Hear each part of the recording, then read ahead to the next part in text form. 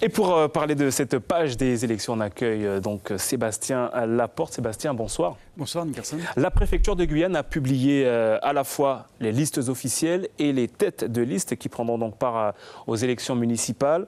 Tous les candidats qui ont déclaré vouloir y aller ne sont pas présents. D'autres ont opté plutôt pour la surprise de dernière minute. On fait le point avec vous. Oui, Nickerson, donc 62 listes ont été déposées pour cette élection municipale selon le service des élections de la préfecture. Il y a 2034 candidats en tout en Guyane.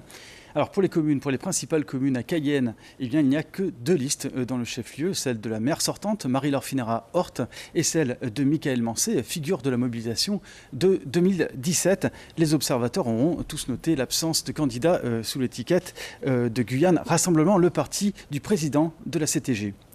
À Saint-Laurent-du-Maroni, eh bien, c'est à Saint-Laurent que le plus grand nombre de listes se trouvent. 7 listes, dont celle du député Lénaïque Adam, soutenue par Rodolphe Alexandre, celle aussi de Sophie Charles, la maire sortante, sans oublier Wendar Karam du PSG, ou encore, où notons surtout l'absence de Paul Persdam, qui avait été annoncé il y a quelques jours, qui se confirme, il n'est pas candidat à Saint-Laurent. À Kourou, aucune surprise, les candidats qui s'étaient déclarés sont bien enregistrés. François Ringuet, maire sortant, l'ancien maire Jean-Étienne Antoinette, sans oublier Annie Robinson, David Riemann ou encore Georges Mignot. À Matoury, en revanche, un candidat n'a pas pu enregistrer sa candidature à temps. Marius Florella, président du DAL, droit au logement Guyane. Par ailleurs, à Papaouicheton, sur le Lawa, sur le Haut-Maroni, 4 listes s'affrontent finalement. Il n'y avait eu que 2 déclarations de candidature.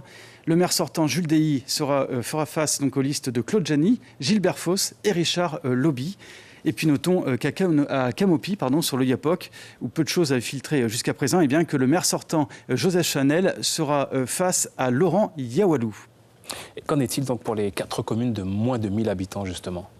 Alors, dans les petites communes, ce que l'on sait, c'est qu'il y a 73 candidatures actuellement. Elles sont individuelles dans ces petites communes. Elles n'ont pas été dévoilées par les services de l'État ce soir.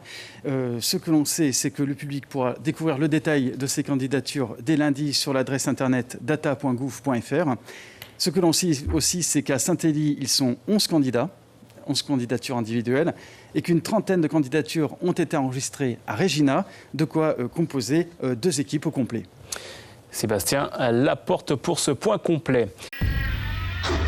Suivez l'info sur Guyane la Première, télé, radio et Internet.